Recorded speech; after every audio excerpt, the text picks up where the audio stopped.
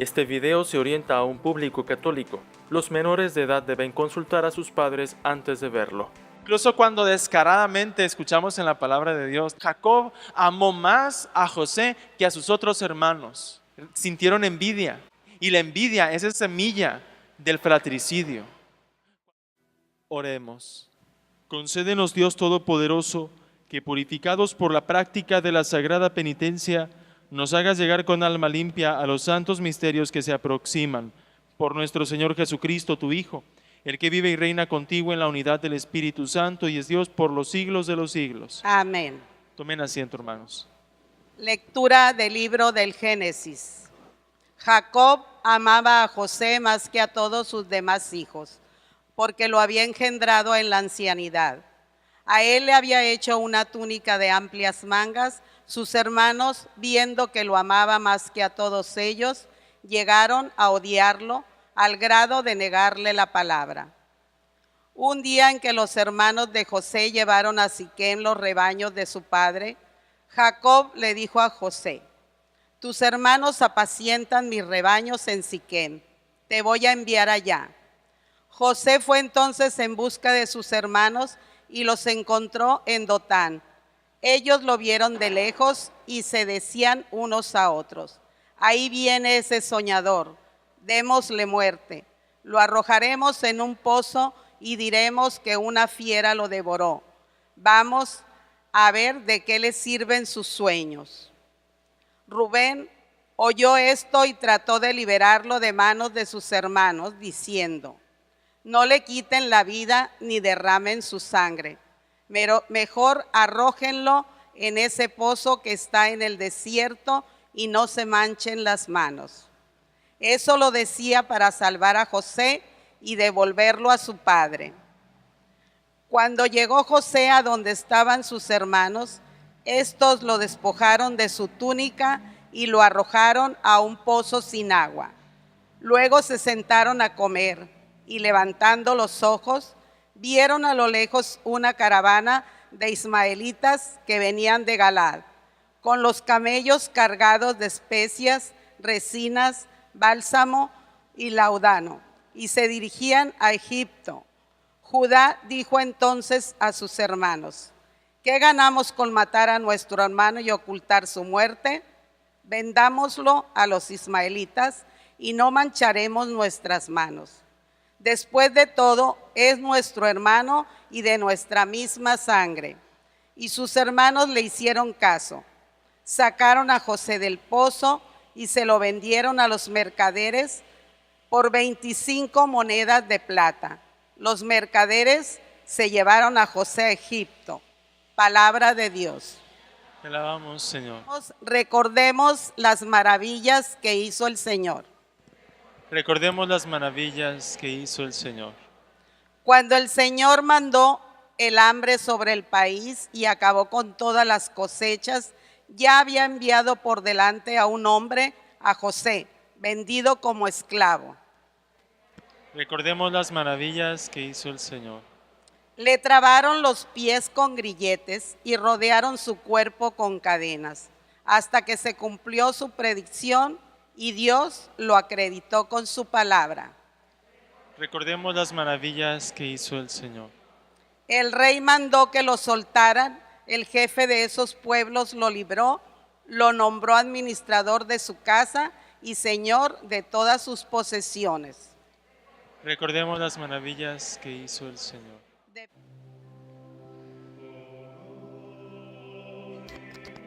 Tanto amó Dios al mundo que le entregó a su Hijo único, para que todo el que crea en Él tenga vida eterna.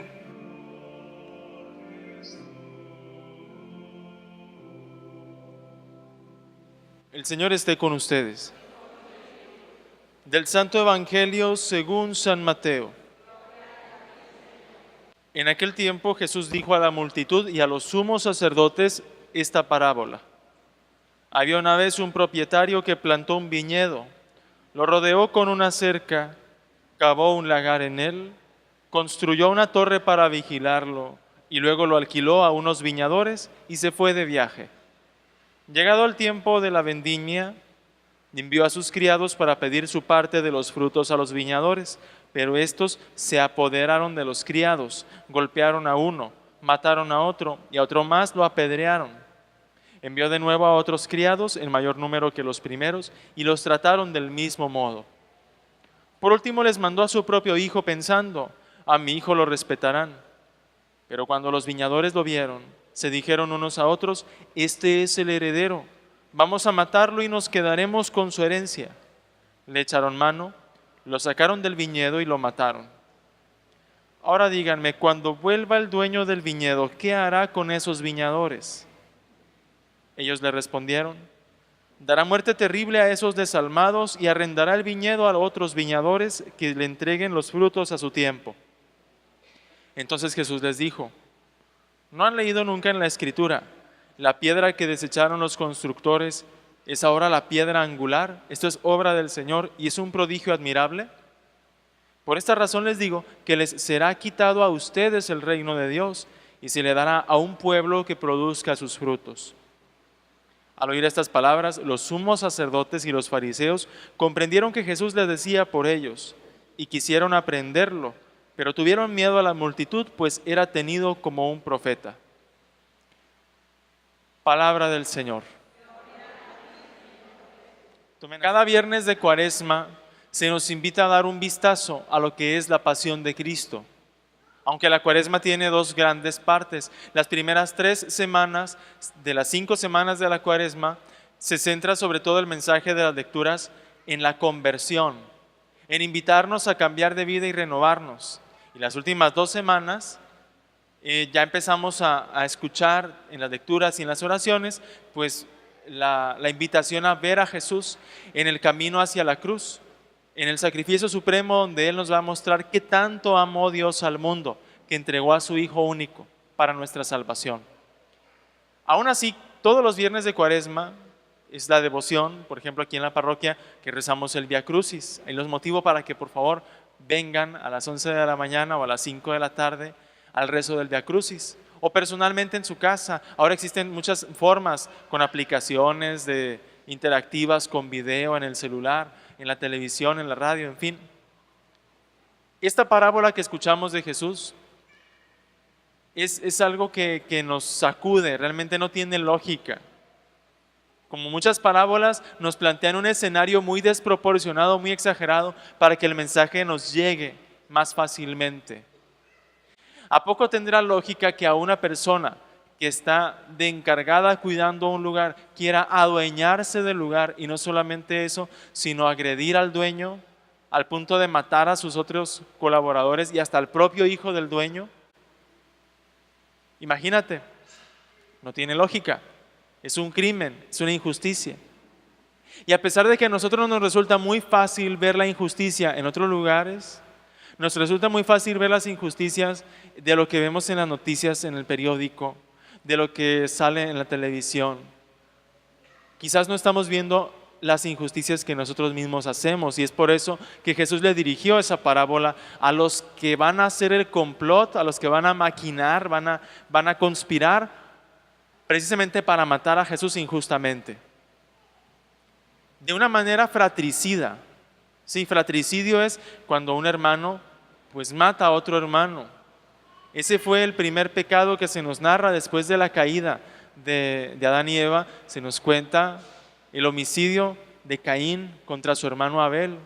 Y esa larga historia de inocentes que mueren por manos de otros hermanos, pues se prolonga, por ejemplo, en el personaje de la primera lectura que escuchamos, en José, hijo de Jacob, que sus otros hermanos, los 11 hermanos, todos ellos, sintieron envidia. Y la envidia es esa semilla del fratricidio. Cuando un hermano llega a odiar a otro hermano es por esa falta, por ese pecado tan ilógico nuevamente, tan irracional, tan fuera de lugar. Una vez escuché una frase que me encantó, no sé si incluso la repetí por ahí en el Facebook o a quien se lo compartí. Decía, la envidia es agarrar un cuchillo y cortarte a ti mismo pensando que le va a doler a otra persona. ¿Qué te parece? O tomarse un veneno uno mismo pensando que otro va a ser al que le duela el estómago o se intoxique. ¿Qué tiene de malo la envidia? Pues eso, que al final, si a una persona le va bien o mejor, o tú consideras que le va mejor que a ti, tú no pierdes puntos. Incluso cuando descaradamente escuchamos en la palabra de Dios, descaradamente dicen, Jacob amó más a José que a sus otros hermanos. Aun cuando hay un papá, aun cuando hubiera un papá que tiene un mayor amor a uno de sus hijos, de los 12, 13 hijos que tuvo, pues quiso más a uno, dice, porque lo tuvo en su vejez. De todas formas, eso no te resta a ti el lugar que tienes en este universo delante de Dios, o en tu familia, o de cara a los demás. Cada uno de nosotros somos especiales, muy amados por Dios. Por eso cuando se piensan estos de la parábola, vamos a matar al hijo para adueñarnos de la viña, son unos ignorantes, son unos insensatos, porque ya tenían ellos la completa posesión de la viña. El dueño se había ido muy lejos, a lo mejor ya no iba a volver. Y ellos ya estaban disfrutando de una tierra fértil, de un pozo abundante, de una torre para vigilar. Eso era muy importante porque entonces en aquella época, desde un lugar muy alto podías ver si venían los invasores y salir a defender tu propiedad. Tenían todo para ser felices, pero la ambición, la envidia de decir es mío, eso fue lo que los orilló, mejor dicho, a cometer aquel crimen. Nosotros podemos pensar, cada quien, ¿qué injusticias podemos estar haciendo hoy mismo que no nos damos cuenta? ¿En qué cosas yo me hago daño por envidia? ¿Me entristezco de que a los demás les vaya diferente a mí? ¿Qué cosas no estoy agradeciendo de lo que Dios ya me da como mío? ¿Qué cosas Dios ya me permite disfrutar aquí, ahora? En la salud, mucha, poca la que tengas. En el amor, el que tengas. En el dinero, el que tengas. Vamos a pedirle a Dios que podamos valorar de esta manera las muchas formas en las que Él nos ofrece su amor. Que así sea. Oren, hermanos, presentando nuestras plegarias al Señor, diciendo, ten piedad de tu pueblo. Para que todas las razas y naciones que están enemistadas puedan llegar a la concordia, a la paz y a la reconciliación, oremos. Para que el Señor aumente el amor entre nosotros, nos conceda vivir el genuino diálogo, aceptación y comprensión mutua, oremos. Para que el Señor recompense a quienes generosamente sirven a la extensión de su reino, a los misioneros, catequistas y evangelizadores, oremos. Encomendemos también a nuestros familiares y amigos difuntos. Vamos a orar también particularmente por el eterno descanso del Padre José Jiménez Briceño, por todos los sacerdotes difuntos, que el Señor los reciba en su reino. Oremos. Escucha, Señor, las oraciones que fielmente te presentamos, tú que vives y reinas por los siglos de los siglos. Amén.